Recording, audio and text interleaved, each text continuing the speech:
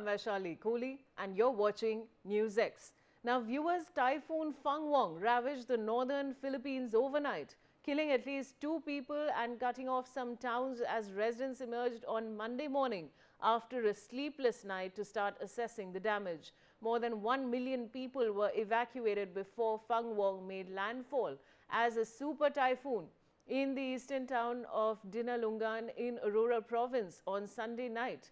It pounded parts of the country's main island of Luzon with fierce winds, heavy rain and storm swells through the night. The typhoon, locally named Uwan, damaged houses in the northern city of Santiago in Isabela province. Tree branches and electric posts were also felled by the typhoon. Latest visuals coming in from the Dinalungan area of Philippines, where the super typhoon Fung-Wong has now made landfall.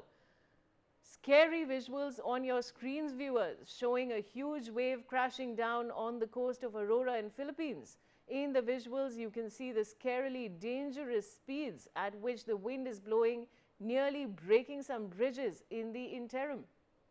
I have my colleague Brian Thomas joining me with more details. Brian, we are showing our viewers these scary visuals on their screens. What more details do you have? Landfall on the night of Sunday, November 9th, in the town of Dinalungan in the Aurora province on the island of Luzon in the Philippines. And unfortunately, yes, at least 2 people have also been confirmed dead. And officials have reported more than 1 million people have also been evacuated from high-risk areas as the storm struck. Not only that, the typhoon brought immediate extreme strong winds, like we are also flashing on our screens, with sustained speed reaching up to 185 kilometers per hour. And gust up to 230 km per hour. Not only that, this storm is the 21st cyclone event to affect Philippines in the year 2025, adding pressure on an already battered disaster response system. Not only that, the storm has battered northern Luzon, including provinces such as Aurora and Isabela, causing widespread damage, homes battered, trees uprooted, power lines down, and even roads made impassable by landslides itself. Very importantly, we need to note, and people are facing many issues where many towns are currently inaccessible owing to washouts and landslides. Infrastructure repairs and clearing operations have also been initiated. Flights have been cancelled in large numbers. Coastal and inland areas also facing risk of storm surges, flooding, and wind damage itself. Yes.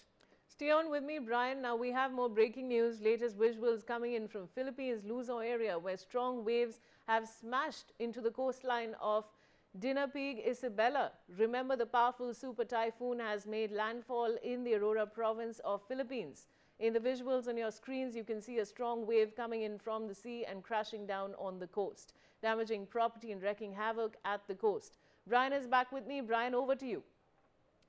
Yes, clearly the typhoon brought extremely strong winds with sustained speeds reaching up to 185 km per hour and gust up to 230 km per hour. Not only that, the Philippine Weather Bureau, the PAGASA, had warned that the storm could affect up to 30 million people and even is expected to track northeastwards after damaging Luzon and then head towards Taiwan. Not only that, the Philippines is also one of the world's most typhoon-prone countries, and repeated hits within a short span. And after typhoon, Kalmaigi, which killed around over 200 people, magnifying the risk of large-scale humanitarian and infrastructural crisis itself. Now, clearly, massive evacuation ahead of landfall affect improved forecasting and preemptive measures. Yet, the severity of the storm underscore can need for a long-term resilience. Now, very importantly, the disaster strain may even affect recovery from earlier storms and will even be testing the local and national response mechanisms, supply chains, shelter capacity, and communication system itself. Yes. Stay on with me, Brian, and look at this visuals, viewers. Dramatic footage that we're showing you on your screens, which is capturing Camiligan's iconic hanging bridge in Camarines, Philippines, thrashing wildly like a serpent in the grips of super typhoon Fung-Wong, known locally as Uwan, as ferocious gusts exceeding 200 kilometers per hour whipped through the Bicol region, bending palm fronts nearly horizontal and shrouding the scene in a hazy veil of torrential rain and mist, with the suspension cables twisting and the wooden walkway undulating in extreme arcs that vanish into the grey abyss. Brian, we are showing viewers of the Baikal region, which is absolutely devastated. What more can you tell us? Clearly, yes. As of now, the infrastructure have been severely damaged. Not only that, the death toll may also rise as rescue and recovery operations penetrate less accessible areas. Many homes, roads, power, water networks have been damaged, and services and the authorities are also working to quickly the services can be restored itself. Conditions in temporary shelters, displacement durations are also being made to ensure that things become better. But yes, clearly, towering waves have been battered the coastline of Dinapug, also Isabella, as a super typhoon. Uwan also is facing, that is, Fung-Wong is churned closer to the northern Philippines. Not only that, this is expected to make a major landfall, as even reported by Pagasa itself. There have been videos that were flashed by Prince's, Ramos showing waves slamming into coastal areas ahead of the storms. Landfall, as even residents are bracing for destructive winds, torrential rain, and even widespread flooding. Yes. Nature's fury in all its glory, viewers. You can see that bridge, the way it's swaying with those winds. And the latest visuals emerging from Philippines is a collapsed structure, possibly a small building or a makeshift shelter, with its roof and walls heavily damaged and scattered across the ground. Debris, including twisted metal, wooden planks and various household items, is strewn around the area. A green tarp, partially intact, hangs from the remnants of the structure, suggesting it was used for temporary cover. The road adjacent to the wreckage is littered with rubble, and a tire lies amidst the debris. In the background, trees appear bent and damaged, indicating the force of the storm's winds. So, Brian, these visuals that we are showing of this collapsed structure, are there any casualties on this one? As of now, like we mentioned, the fact that there were two casualties, but as rescue and relief operations take place now, many more casualties could be found after the rescue operations have been done. Clearly, even Pagasa has raised tropical cyclone wind as signal 4 over several areas in northern and central Luzon, warning of life-threatening storm surges and gusting exceeding up to 230 kilometers per hour. Not only that, local authorities have also urged locals to evacuate the place as soon as possible. Not only that, the very famous hanging bridge in Kamaligan, the Cameron Shoal, has swayed violently as storm's outer bands lashed parts of southern Luzon. Not only that, there were videos that were flashing there, very well-known local landmarks spanning the Baikal River were shaking under the intense winds. Though it remained intact, but local authorities have since closed the bridge to pedestrians as a safety precautions. Not only that, the Typhoon Fung-Wong continues to bring destructive winds and heavy rainfall across central and northern Luzon, with the Pagasa also warning of potential storm surges, landslide and flooding as well. All right, Brian, thanks for joining me with those details. And I have Naveen Bhatnagar, former DIG NDRF disaster management expert. Now, of course, Mr. Bhatnagar, my question to you is that we are, of course, showing devastating visuals to our viewers on their screens. Your comments on the disaster that is happening? Definitely, it's a severe cyclone and having a speed maximum. So, naturally, it's a devastating situation when it hits the particular place. So definitely maybe other repercussions also, after effects also, as your reporter just now told. So heavy loss will be there, and a lot of destruction will be there. So no problem. Adequate arrangement has been done by the government, as well as the other agencies are also helping them in the rescue operations. So need not to worry. So people are already aware about it and the repercussion of this, and adequate safety measures has been taken by the public as well as the government agencies also, and everybody is on high alert, and they are doing their level best to save their life. and the other repercussion will definitely will be there, losses will be there, and other problems will be faced by the people also. But safety is necessary to save their lives, and their state government as well as the this country people all are on high alert, and they are taking all the preventive measures. Adequate arrangements have been done, and already people were instructed to take care about it. Yeah. All right, Mr. Bhatnagar, stay on with me. Now, latest visuals coming in from Barangay Magang. Visuals on your screen show a view from inside a home where torrential rain lashes against the windows and fierce winds whip through the foliage outside, bending trees and tearing at vegetation with alarming force. Inside the home is in disarray with furniture overturned and water flooding the floors. As the storm's intensity shakes the very structure, the camera then pans to the exterior where sheets of corrugated metal from neighboring roofs are ripped away and hurled through the air like paper, crashing into other buildings and exacerbating the destruction. Palm trees are stripped of their fronds and debris flies chaotically, creating a scene of utter devastation. I have my guest, Mr. Naveen Bhatnagar, back with me. Now, Mr. Bhatnagar, I was speaking to somebody from Philippines yesterday, and he said that, multiple these kind of storms keep coming, but the authorities haven't taken adequate steps. Now, I just want to ask you that how should the government prepare for something like this? So, it's a set drill about it, and already instructions has been given. See, the Philippines and other these countries are with the SAR countries. We have a association with the SAR countries, and all the people are being alerted, and all are being given adequate warnings, and the adequate measures has been taken accordingly. So nobody can do much about it, but preventive measure is the best, and the people were rescued, and also they have been shifted from the red zone area to safer places to save their life. So they are doing as per the norms, as well as whatever guideline they require or help they require. Our Indian government is ready to help them. Definitely we will do it. And if they need, necessary guidelines will be issued, and also we will be helping the people. But need not to worry. Already on we are on the job. Our, especially the India government, already in the touch with the Philippines and other countries also to take care about it. And already they are on the job, and I think it's a wise step which they are doing and taking in this such type of things. But it's a naturally devastating situation, and a lot of property, animals and other things will be lost.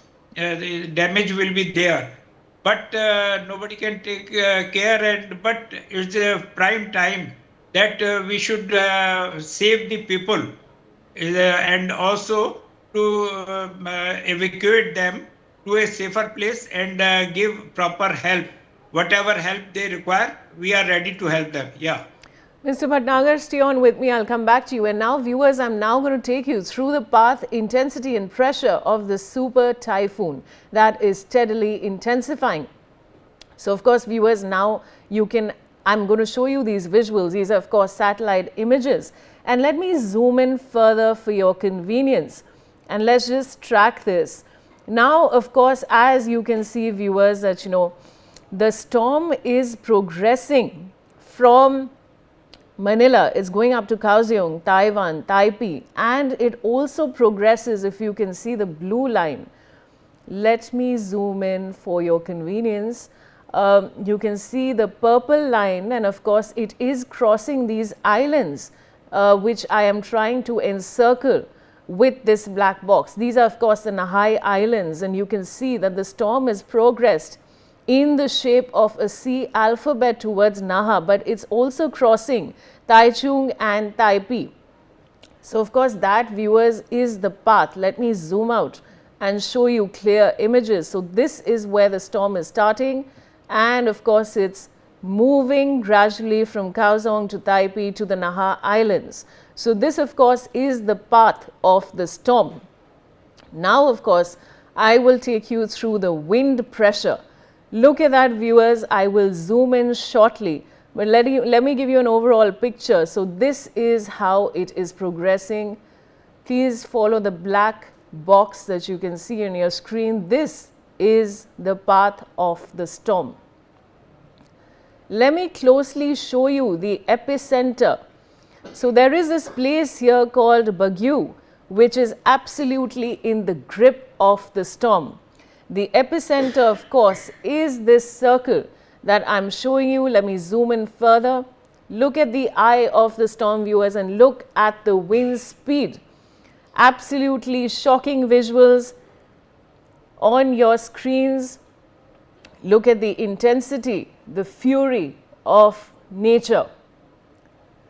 And of course, this is the path that it's following. It's crossing Baguio and it's moving forward to Kaohsiung, Taichung, Taipei, and of course, these little islands here called the Naha Islands.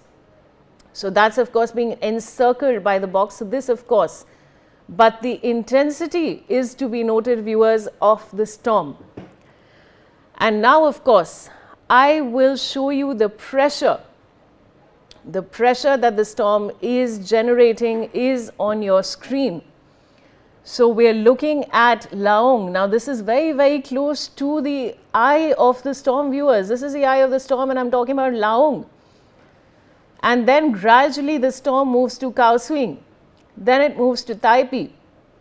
And it's crossing these little bunch of islands called the Naha Islands. So we've shown you the satellite images with the wind speed and the pressure on your screen, viewers. And with that, I'd like to go back to my guest, Mr. Bhatnagar.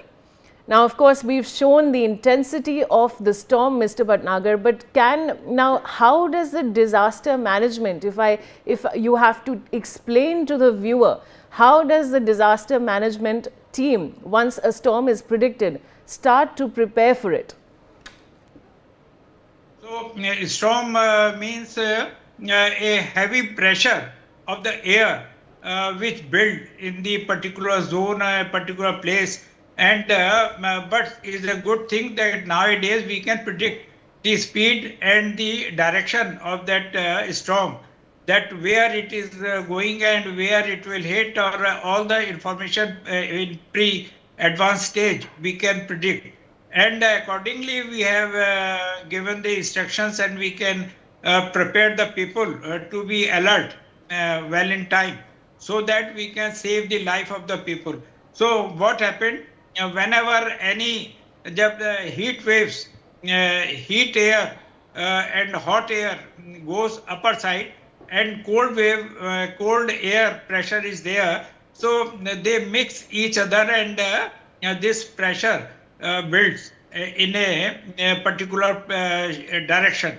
So you can see accordingly, as well as it goes in the open area or the places, especially in the ocean area or the open places. So speed comes and becomes more and more powerful, as it happened here. So it's a T3 type storm, you can see.